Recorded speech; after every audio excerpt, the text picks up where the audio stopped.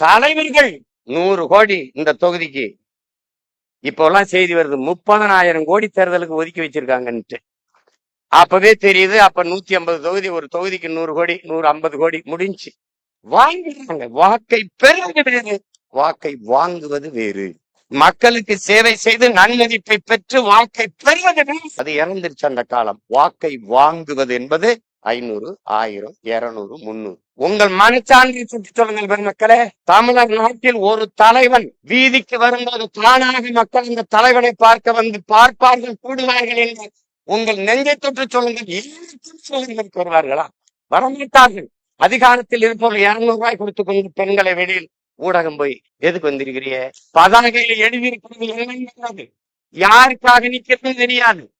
எவ்வளவு 200 ரூபாய் கொடுத்துட்டாங்களா? போகும்போது தருவாங்க. இவ்வளவுதான்.